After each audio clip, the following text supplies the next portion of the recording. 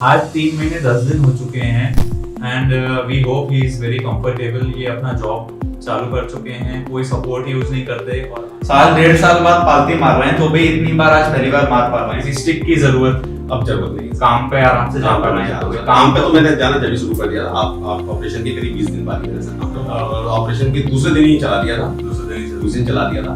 So you are satisfied? 100% satisfied. और मैं ईश्वर से कामना करूंगा सर, जैसा आपने आशीर्वाद मेरे पे बनाए रखा है वैसे ही आप आशीर्वाद अपने सारे पेशेंटों को बनाए रखें। और मैं बहुत खुश हूँ सर।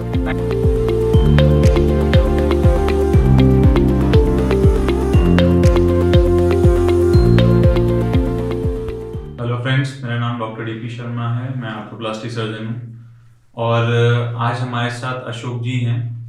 अशोक जी आगरा के ही रहने वाले हैं और अशोक जी एक स्पेशल पेशेंट है हमारे लिए क्योंकि इसमें इनके केस में प्राइमरी एवीएन नहीं है। कई सारे हमारे पेशेंट्स हमसे क्वेश्चन पूछते रहते हैं, सर स्क्रू लगाया था, हिप का फ्रैक्चर हुआ था, उसके बाद क्या हुआ, उसके बाद हिप रिप्लेसमेंट की जरूरत पड़ी। तो ऐसे ही केस अशोक जी का है। इनको नेक फीमर का फ्रैक्चर हुआ था और इसमें स्क्रू लगाए गए थे। स्क्रू परफेक्ट पोजीशन में लगाए गए थे 2007 में 2007 में हुआ था और आज हम 2021 में इनका ऑपरेशन वापस कर रहे हैं। क्यों? क्योंकि इनको पोस्ट फ्रैक्चर एवास्कुलर नेक्रोसिस हो गया, आर्थराइटिस हो गई उस हिप में। अब इसमें ध्यान देने की बात यह है कि कई बार क्या होता है कि नेक फीमर में स्क्रू लगाई सही तरीके से नहीं जाते, जिसमें कि क्या होता है उसको जुड़ता ही नहीं है। अब आप इसमें देखिए कि फ्रैक्चर नेक फीमर पे होता है, हेड में नहीं होता। नेक फीमर का फ्रैक्चर हम देखेंगे अभी इनके एक्सरे में कि वो नेक पे जो फ्रैक्चर था वो अच्छे से जुड़ गया, पर उस समय जो टूटने के समय दौरान जो फोर्स लगती है उससे कई बार हेड की जो नस होती है ब्लड सप्लाई करने की वो मर जाती है और उस समय पता नहीं चलता, कुछ महीनों सालों बाद ये कई बार एवीएन में चला जाता है। तो ये कई बार पेशेंट्स के लिए अनफॉर्चुनेट होता है, ये नॉर्मल अकरेंस है, मतलब कि कुछ पेशेंट्स में ऐसा होगा ही और इमीडिएटली उसको नहीं पता लगाया जा सकता बहुत सुपरफिशियल इन्वेस्टिगेशन से, जैसे कि एक्सरेज हैं। तो आज इनका हम ऑपरेशन करेंगे और इनमें हम दोनों चीजें करेंगे, पुराने लगे हुए स्क्रू निकालेंगे और अनसीमेंटेड सेरामिक पॉली जो बेस्ट इम्प्लांट होता है उसमें भी हम X3 यूज कर रहे हैं, जो लेटेस्ट आया है। कई लोगों को पता ही नहीं है इसके बारे में कि ऐसी कोई चीज आती भी है जो डुअल मोबिलिटी के लिए बनाया गया था, जिसका जो वियर एंड टियर है, जो घिसने की प्रोबेबिलिटी है वो बहुत ज्यादा स्लो है, बहुत कम है। और इनकी पैर जो है वो कोलैप्स की वजह से थोड़ा छोटा हो गया था, उसको भी हम करेक्ट करेंगे। तो अशोक जी, कुछ डर लग रहा है आपको? जब मैं आपके पास आया था तब तो बहुत डर लग रहा था, मैं बहुत डर हुआ था। लेकिन जब मैंने आपसे बात करी, उस बात करने के बाद से मेरा डर धीरे धीरे करके खत्म हो गया, या कम हो गया, खत्म तो नहीं कह सकता, कम हो गया।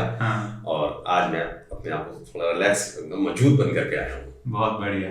तो अभी अशोक जी का हम एग्जामिनेशन देखेंगे और हिप की रेंज ऑफ मोशन देखेंगे, जैसे कि हम कंपेयर कर पाए ऑपरेशन के बाद की मूवमेंट और लिम्ब की लेंथ के लिए। ये इंटरनल रोटेशन, एक्सटर्नल रोटेशन, कोई तकलीफ नहीं सर? कोई तकलीफ नहीं, ठीक है।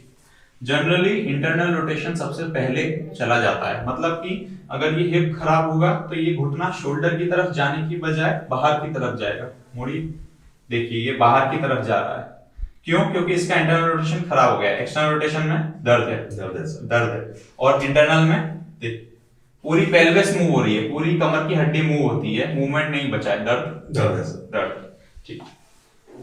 ऐसे ही अगर हम देखें तो यहाँ पे आके आप देख सकते हैं नजदीक आके कि इनका जो मीडियल मैलुलस है ये ऊपर है, करीब करीब शॉर्टनिंग है इसमें काफी ज्यादा। और ऊपर से अगर आप आके देखेंगे तो आपको पता चलेगा कि इनका ये जो लिम्ब है ये शॉर्ट हो गया है। ये मेरा अंगूठा ऊपर आ रहा है मीडियल मैलुलस का, ये नीचे है, तो हम इसको भी करेक्ट करेंगे।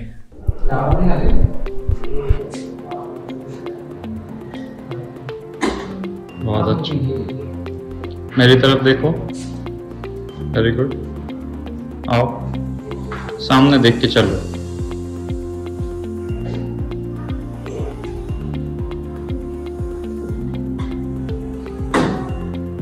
कब हुई थी सर्जरी आपकी? मेरी सर्जरी सर कल हुई थी सुबह। ठीक। वेरी गुड, आओ मेरी तरफ। Nice, good. उतर लोगे बिना स्टेयर्स के, बिना सपोर्ट? हाँ,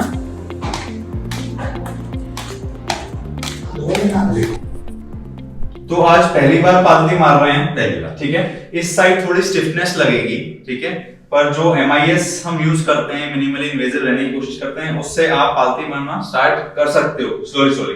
अब आज पहली बार मार रहे हैं, काफी टाइम के बाद मार रहे हैं। कितने टाइम के बाद? मेरे को तो बहुत लंबा समय हो गया सर। कितने टाइम पर? कम से कम साल 1.5 साल हो गया सर। साल- ऑपरेशन से पहले भी नहीं मारता था सर मैं, हाँ। और ऑपरेशन को मेरे को 3 महीना 10 दिन हो गए।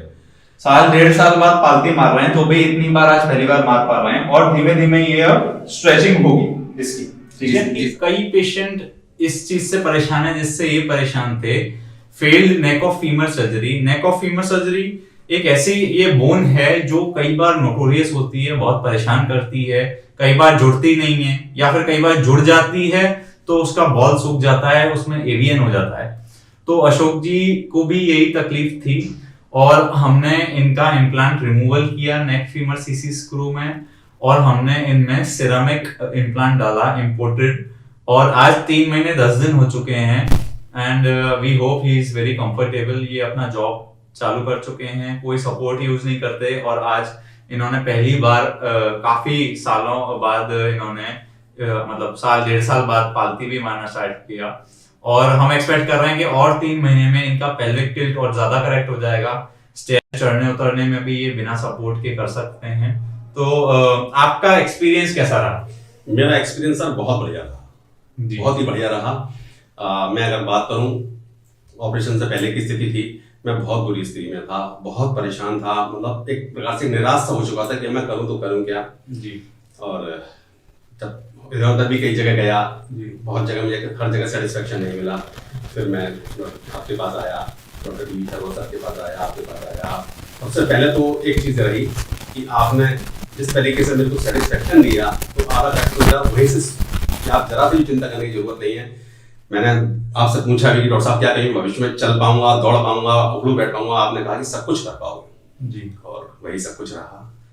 तो जो पहले आपको हर समय दर्द रहता था बैठते से उठते में, उठने से बैठते में, जो हिप जॉइंट में पेन होता था, उसमें कैसी रिकवरी रही? वो तो दर्द अब पूरी तरह से खत्म हो चुका है, पूरी तरीके से पूरी तरीके से। आपका जो अब कॉन्फिडेंस है धीमे धीमे बढ़ रहा है, धीरे-धीरे आप रिकवरी फील कर रहे हैं? बिल्कुल 100%। किसी स्टिक की जरूरत अब जरूरत नहीं है, काम पे आराम से जा काम पा पर रहे मैं जा हैं? रहा हूँ। काम पे तो मैंने जाना जब शुरू कर दिया था, आप ऑपरेशन के करीब 20 दिन बाद ही मैंने सर काम तो किया। ऑपरेशन के 20 दिन बाद ही इन्होंने शुरू कर दिया था। लेकिन तब तक मैं स्टिक लेके चला था, अब मैंने स्टिक भी हटा दिया सर। तो कई लोग इस तरीके के ऑपरेशन से डरते हैं, घबरा जाते हैं कि पता नहीं 3 महीने बेड से लेटा लगा के रखेंगे, कि पता नहीं पेशाब की नली पड़ी रहेगी हफ्तों भर तक। तो आपके साथ ऐसा कुछ हुआ? आपके ऑपरेशन के कितने टाइम बाद? ऑपरेशन से पहले तो मैं बहुत डर रहा था, लेकिन ऑपरेशन के बाद तो बिल्कुल नहीं। पेशाब की नली तो मेरी दूसरे दिन ही हट गई थी, और मुझे कोई परेशानी भी नहीं हुई सर। चलाया था हमने आपको? हाँ बिल्कुल चलाया था सर, और ऑपरेशन के दूसरे दिन ही चला दिया था, दूसरे दूसरे दिन चला दिया था। और उसके बाद मैं यहाँ से जब गया था डिस्चार्ज होकर के, तब भी मैं अपने पैरों से ही चल करके गया था। So you are satisfied? 100% satisfied. और मैं ईश्वर से कामना करूंगा सर कि जैसा आपने आशीर्वाद मेरे पे बनाए रखा है, वैसे ही आप आशीर्वाद अपने सारे पेशेंटों पे बनाए रखें, और मैं बहुत खुश हूँ सर। तो दोस्तों देखते हैं हम इनके एक्सरे ऑपरेशन के पहले। तो दोस्तों आप ये देख सकते हैं, ये साइड का हिप जो है वो नॉर्मल है, ये साइड की जॉइंट स्पेस आप देख रहे हैं ये नॉर्मल है दोस्तों, पर ये साइड की जॉइंट स्पेस पूरी खराब हो गई है। इधर इनको दर्द होता है, जो मैं लाल रंग से ड्रॉ कर रहा हूं। आप देख सकते हैं इसमें दोस्तों, यहाँ पे ये पूरा हेड कोलैप्स होने लगा है, जिस वजह से इनको शॉर्टनिंग हुई है। और आप ये देख सकते हैं दोस्तों कि ये 3 स्क्रू इनके ऐसे लगाए गए थे, और इस जगह नेक फीमर में तो बोन जुड़ गई, पर इसका नेक्रोसिस हो गया, एवियन हो गया। अब दोस्तों हम देखते हैं ऑपरेशन के बाद का एक्सरे। ये दोस्तों इनके ऑपरेशन के बाद का एक्सरे है। इसमें हमने इनको सिरेमिक हेड यूज किया है और X3 लाइनर यूज किया है, जिसकी घिसने की प्रोबेबिलिटी सबसे कम पाई गई है। जो डुअल मोबिलिटी में हम यूज करते हैं X3 लाइनर, ये लेटेस्ट है, और इसमें पेशेंट की इम्प्लांट की लाइफ मैक्सिमम रहती है। हम देख सकते हैं कि हमने उनका जो है पुराना हेड जो था वो निकाल लिया है दोस्तों, और उसकी जगह हमने सिरेमिक का हेड डाला है, और हमने इनमें अनसीमेंटेड एस्टाबुलम डाला है। इनके जो एस्टाबुलम है उनकी फिट काफी ज्यादा अच्छी थी, तो हमें स्क्रूज डालने की जरूरत नहीं पड़ी है।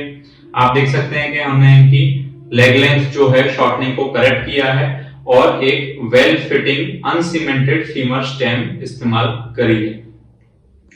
अब दोस्तों हम देखते हैं कि एक्चुअली इनमें जो इम्प्लांट यूज करे गए थे वो क्या थे। आप देख सकते हैं दोस्तों, ये एक अनसीमेंटेड एस्टाबुलम का शेल है। इस एस्टाबुलम शेल में कोटिंग होती है जिसमें बोन चिपक जाती है, इसलिए इसे हम अनसीमेंटेड कहते हैं। इसमें सीमेंट की मदद नहीं लेनी पड़ती। ये जो होल्स आप देख रहे हैं दोस्तों, ये स्क्रू इंसर्ट करने के लिए हैं, पर जैसा मैंने बताया इसमें स्क्रू इंसर्ट करने की हमें जरूरत नहीं पड़ी थी क्योंकि बहुत अच्छा फिट था। ये जो आप व्हाइट पार्ट देख रहे हैं दोस्तों, यही है सबसे कमाल की चीज। इसको X3 लाइनर बोलते हैं हम, जो सबसे एडवांस्ड है। 3 टाइम्स ट्रीट किया जाता है ये। और ये है हमारी फीमर का पार्ट है। ऊपर का आप खुरदरा पार्ट देख रहे हैं जहां पे बोन पकड़ती है, और सिमिलरली जैसे एस्टाबुलम में इसमें भी बोन ग्रो करती है। और ये पिंक पार्ट जो देख रहे हैं दोस्तों, इसी का सबसे कम फ्रिक्शन पाया गया है, और इसी के बारे में आपने सुना होगा, पढ़ा होगा, देखा होगा। जो सिरामिक की हम बात करते हैं वही सिरामिक मटेरियल है, सिरामिक हेड जिसको बोलते हैं। आज अशोक जी का जो आर्थराइटिक पेन था वो पूरा खत्म हो गया है दोस्तों। अगर आपको इससे रिलेटेड कोई भी प्रॉब्लम है तो आप हमें एक्सरेज व्हाट्सएप कर सकते हैं, और हमें आपकी सहायता करने में बहुत खुशी होगी। Thank you so much.